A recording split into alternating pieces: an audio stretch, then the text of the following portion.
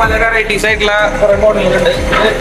നേരത്തെ പറഞ്ഞ edge band, അതുപോലെ തന്നെ ഇത് സെയിം കളറിൽ തന്നെ കനം കുറഞ്ഞ ടൈപ്പാണ് 0.45. നമ്മൾ കർക്കേസ് അങ്ങനത്തെ സംഭവങ്ങളിലേക്കാണ് നമ്മൾ യൂസ് ചെയ്യുക. ഇന്നർ സൈഡിലേക്ക് വരുന്ന ഭാഗങ്ങളിലേക്കാണ് നമ്മൾ കനം കുറഞ്ഞ എഡ്ജ് ബാൻഡ് കാര്യങ്ങളൊക്കെ നമ്മൾ യൂസ് ചെയ്യുക. ഇത് ഈ ഒരു മെറ്റീരിയൽ ജോവാട്ടിൻ്റെ ഈ ഗ്രാനുൾസ് ആണ് നമ്മൾ ഈ ഡ്രസ്സിങ് യൂണിറ്റിൽ നമ്മൾ ഉപയോഗിക്കുന്നത്. ഇത് നമ്മൾ ഹോട്ട് ചെയ്തിട്ട് പിന്നെ മെൽറ്റ് ചെയ്തിട്ടാണ് നമ്മളിത് ഗ്ലൂ ചെയ്യുന്നത്. അതുകൊണ്ട് തന്നെ നമുക്ക് 100% അതിൻ്റെ എഡ്ജ് ബാൻഡ് കാര്യങ്ങളൊന്നും നമുക്ക് വിട്ടുപോരില്ല. ഇതിലാണ് നമ്മൾ ഇട്ടതിന് ശേഷം ഇത് മെൽറ്റ് ചെയ്യും. മെൽറ്റ് ചെയ്തതിന് ശേഷമാണ് നമ്മൾ ഇതിൻ്റെ പ്രോസസ്സിങ് സ്റ്റാർട്ട് ചെയ്യുക. ഏത് കളറിലുള്ള എഡ്ജ് ബാൻഡ് ആണോ നമുക്ക് ഇതിൽ വെക്കുന്നതെന്നുണ്ടെങ്കിൽ നമ്മൾ ഇതിൽ വെച്ച് റോൾ ചെയ്ത് കട്ട്. ഇതിലാണ് നമ്മൾ ഈ ട്രയലാണ് നമ്മൾ ഈ എഡ്ജ് ബാൻഡ് കാര്യങ്ങളൊക്കെ ചെയ്യുക. അത് ഇപ്പോൾ 2mm ആണെങ്കിൽ 2mm, അതല്ല 0.45 ആണെങ്കിൽ അത്, അതല്ല ഈ 0.8 ആണെങ്കിൽ അതിപ്പോൾ നമുക്ക് പല തിക്നെസ്സിലുള്ളത് നമുക്ക് ചെയ്യാൻ പറ്റും. ഇതിൽ നമുക്ക് 2mm തൊട്ട് 60mm തിക്നെസ് ഉള്ള വരെ എഡ്ജ് ബാൻഡ് നമുക്ക് ഇതിൽ ചെയ്യാനായിട്ട് പറ്റും. അതുപോലെ ഈ എഡ്ജ് ബാൻഡ് ആയാലും അതിൻ്റെ തിക്നെസ്സിനനുസരിച്ച് നമുക്ക് മാറ്റങ്ങൾ വരുത്താനായിട്ട് പറ്റും. ഇതിൽ നമുക്ക് 180 ഡിഗ്രിയിലായാൽ മാത്രമാണ് നമുക്ക് ഈ ഗ്ലൂ ഒക്കെ മെൽറ്റായിട്ട് നമുക്ക് സെറ്റ് ആവുള്ളൂ. ആ ഒരു ഡിഗ്രിയിലായതിനു ശേഷം നമുക്ക് ഇതിൻ്റെ എല്ലാം ഫുള്ളി ഓട്ടോമേഷനാണ്.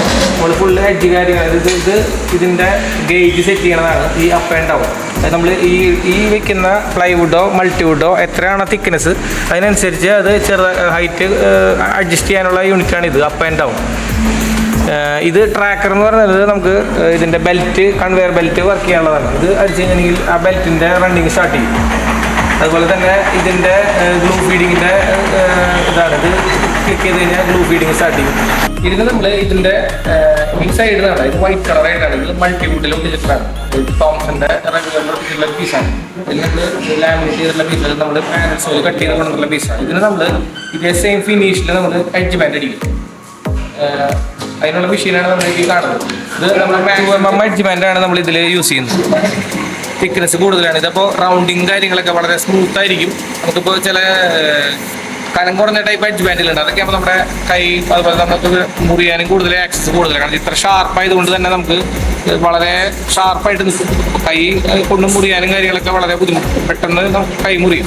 അപ്പോൾ അതുകൊണ്ട് തന്നെ നമുക്ക് ഇങ്ങനത്തെ എഡ്ജ് ബാൻഡുകൾ കണ്ട സെയിം ഫിനിഷിനുള്ള നമുക്ക് എഡ്ജ് ബാൻഡ് അടിച്ച് കഴിഞ്ഞാൽ പക്ക ഉള്ളിലത്തെ കണ്ടന്റ് കാണൂല. നമുക്ക് വളരെ ഇത് റൗണ്ട് ചെയ്ത് ഫുൾ ഫിനിഷ് ചെയ്ത് ഒക്കെ ഫുൾ ഓട്ടോമാറ്റിക്കലാണ് ഇതൊക്കെ ചെയ്തുകൊണ്ടിരിക്കുന്നത്.